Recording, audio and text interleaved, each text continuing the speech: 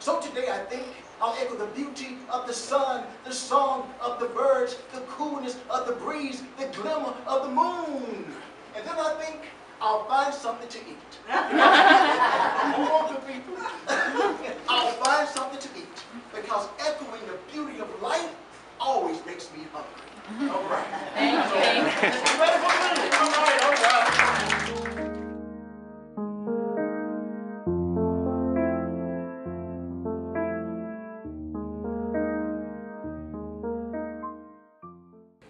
All right, hello everyone. How's everyone doing today? We're supposed to say well.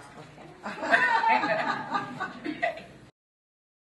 The Sanctuary Theater's Performing Knowledge Project begins offering mementos to the seniors at Sarah's Circle in May 2013. The series of 10 poetry workshops over 5 months emphasize each participant's own life story as the inspiration for poetry. The workshops culminate in a live community-building performance for the residents. Additionally, participating poets perform their poems and the works of others on camera, receiving DVD copies as mementos. Next poetry reading will be by Mrs. Anna Hunt.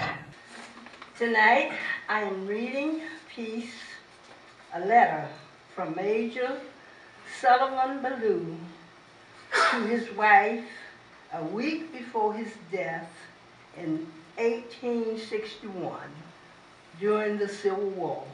Oh, Sarah, if the dead can come back to this earth and fit around unseen those they loved, I shall always be near you, in the gladdest days and in the darkest nights, always, always.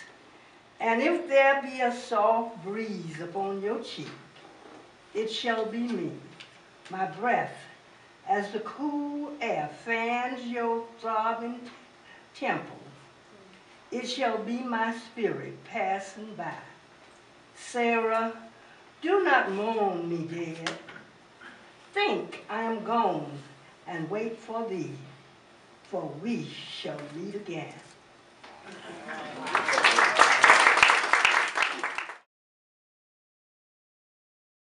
I would get up, get me a cup of coffee, and go sit out on the dock.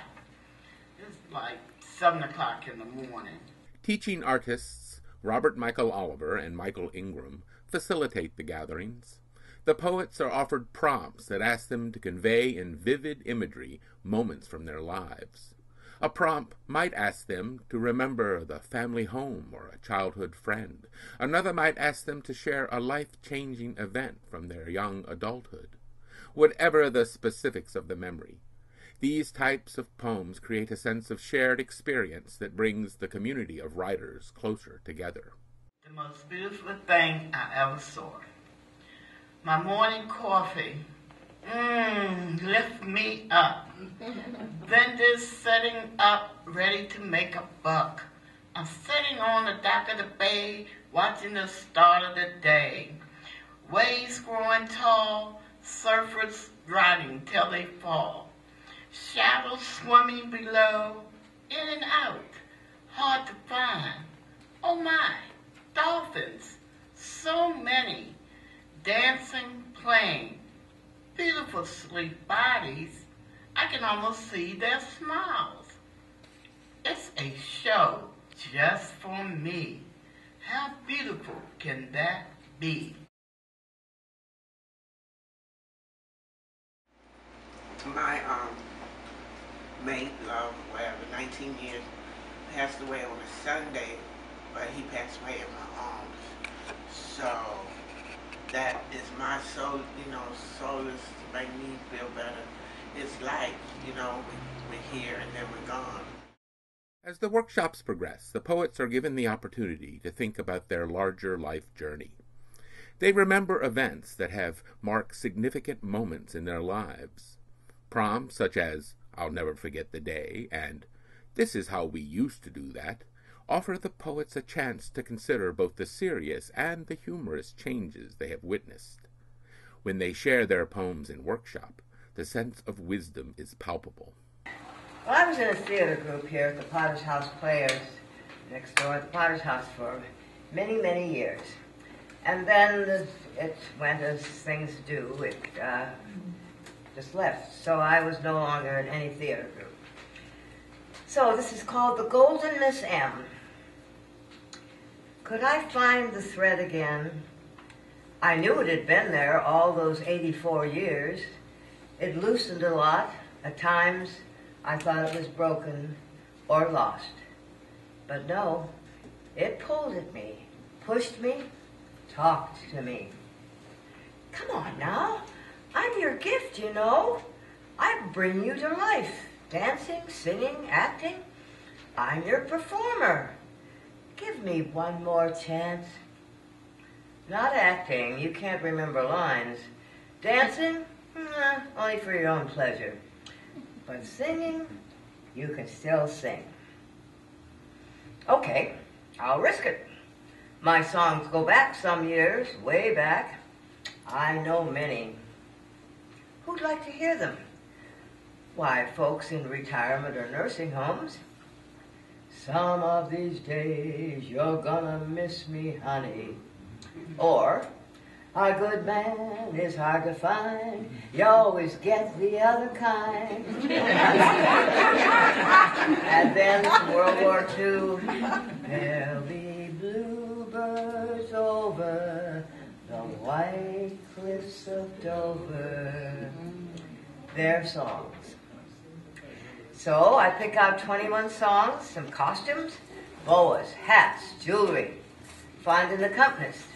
Send out a brochure. Invite the Golden Miss M to entertain your residents. The thread strengthened, turned shiny and strong. For 4 years, the GME performed once a month, and the pleasure was mutual, M and the audiences. Well, I'm 90 now, and COPD has loosened the thread. But Miss M, we'll sing a song or two. Just ask her.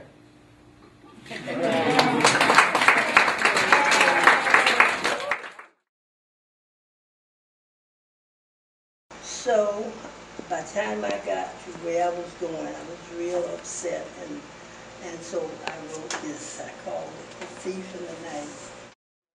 Of course, poetry isn't poetry if it doesn't touch a community. So a hugely important aspect of the workshops is the sharing session. As each workshop ends with a prompt that the poets can take home with them to work on, so each begins with a community check-in and sharing opportunity. Poets can read what they have written, but are also encouraged to share the life event that inspired the poem. The camaraderie that develops during these sessions lies at the heart of our Sarah's Circle community. This is a cold I'll describe to you. All the headaches and symptoms too. Your nose turns red. Your toes are blue. You're sick. Your stomach too. Take my advice, and mothers too. Stay away from people say,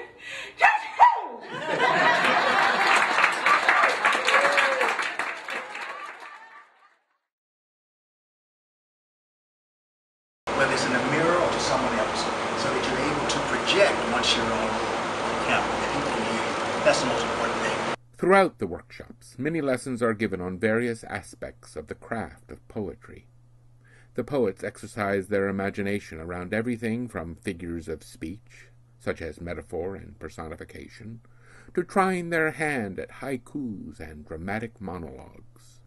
That first ride, there it sits like a huge bird, wings pointing east and west, eyes glaring straight ahead through dark gray clouds, trying to push the fear down, but the thunder in my head is so loud. Sister talking about hijackers. Too late, there's no backers. faster, faster, faster, up, up, up and away. Not too bad. Smoother than a car. I didn't need to order from the bar. We're coming down. My nerves are back. Wait, I forgot about the transfer. Ah, it's a mini-me. I will never forget the day I big chopped.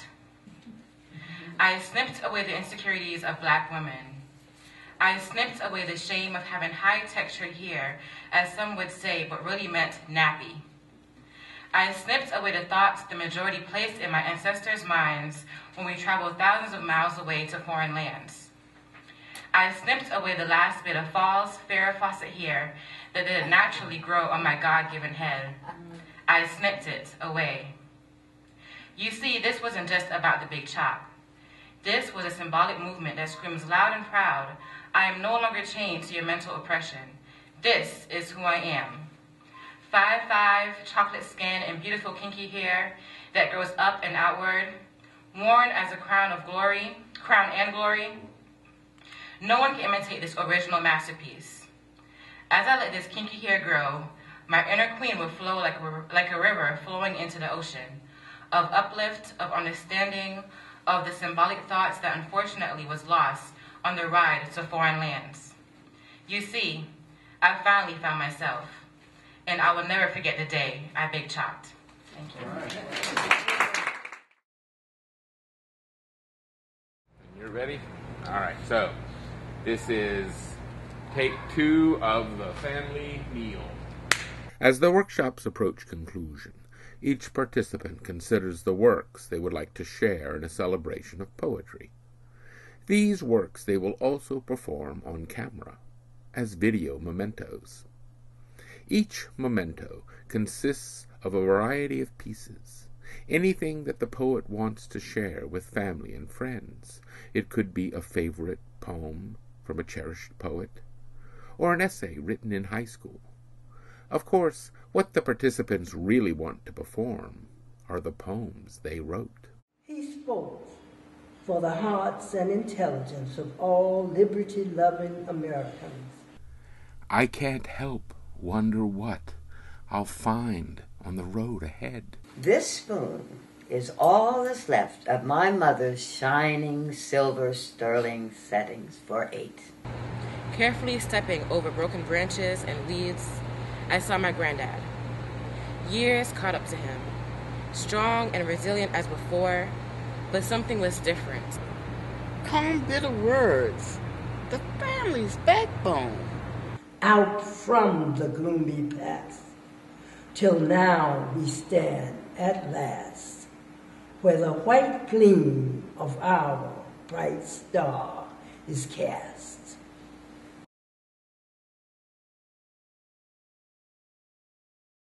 So I'm going to read one of her poems.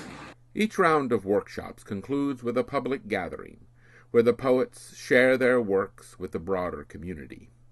Ideally, each poet will offer a poem or 2 live, but videotaped presentations are also a possibility.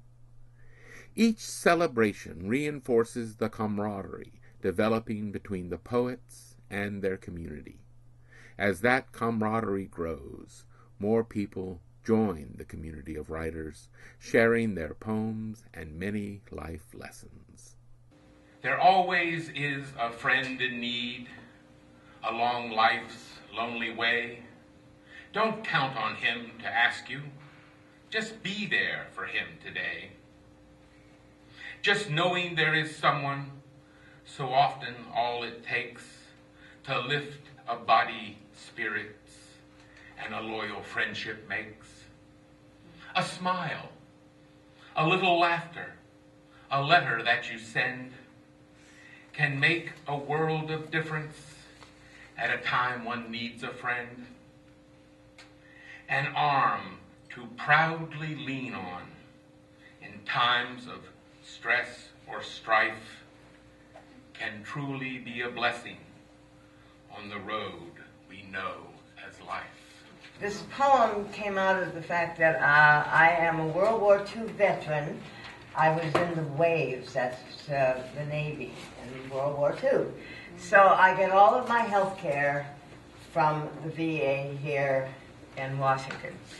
Well, this is called the VA pharmacy. One spends a lot of time in the pharmacy waiting for prescriptions. And as I was sitting there, this came to me. Now serving 156, station number 3, one by one, on and on, dumbed and numbed, veterans all. World War II, Korea, Vietnam, distant wars now. World War II, the good war. Korea, the forgotten war. Vietnam, the wasted war. Number 156 slowly raises his head, pushes his wheelchair, his one leg plaid panted, belly hanging loosely. One more trip to station number 3. What will it be this time? A pill for his cholesterol, maybe something for his COPD or his AFib. How about a stronger pain for his arthritis? Whatever.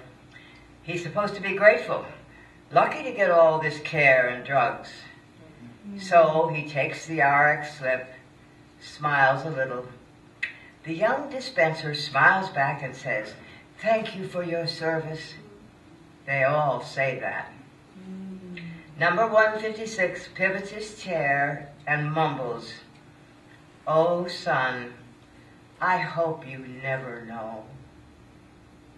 Every Sunday after church, we gathered for Super Soul Sunday. Family faint with various hunger pains, children impatient, parents praying for the Lord's blessings, aunts, uncles, cousins, diving into unspeakable fried chicken, chocolate on chocolate cake, sweet, tangy lemon pie, or how about deep dish apple pie? The past haunts us once a year. Family reunion comes and reminds us. The full family units, aunts, uncles, cousins, have melted miles apart. Thankful for lessons taught. I learned, and so did the kids. We have grown smaller now, but still remember. I still have my Super Soul Sundays with my family or alone, knowing the gift of God's blessing of a loving family.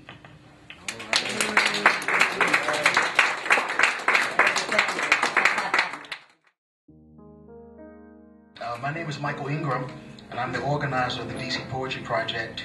Michael Oliver, my partner in crime, brought me in once they started here at Sarah Circle, and it's been an incredible experience. The people that we've had an opportunity to work with, the poets that you'll see tonight, are dynamic, creative, courageous, caring. I could go on and on and on about the experience that we've had working with this group. And as Michael said, and as Renelle said, it has been as if we've been able to build a family away from family. So again, we're going to begin this program, and we hope you'll enjoy what we've had an opportunity to develop over the course of the last 5 months. So again, Sarah Circle Poetry Group.